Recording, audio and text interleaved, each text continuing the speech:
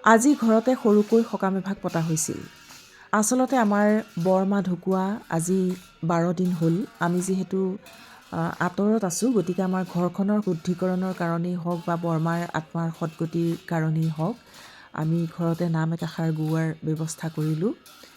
সকাম আচলতে সকামেই, সৰু বৰ বুলি নাই, সৰুৱেই হওক বা ডাঙৰেই হওক, সকামত কিন্তু কষ্ট একেখিনিয়েই। কষ্ট হয়েই সকাম পাতিলে। যি কি নহওক, আজি ৰাইজ গোপিনীৰ সান্নিধ্য লাভ কৰি নামষাৰ গোৱাই যথেষ্ট আনন্দিত হ'লোঁ।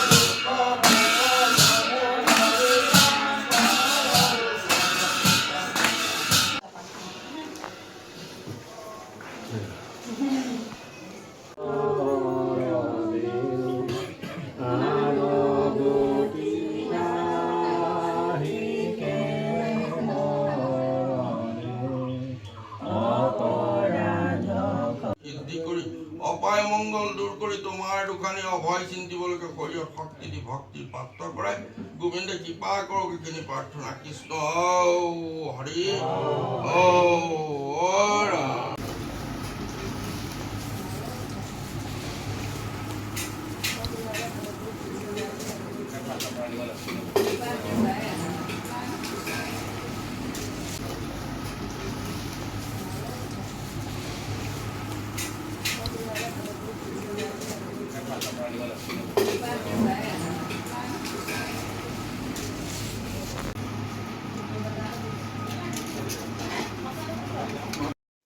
আমি ইয়াতে বহিম চব ন, ভকতক ইয়ালৈ মাতি দিয়ক ন।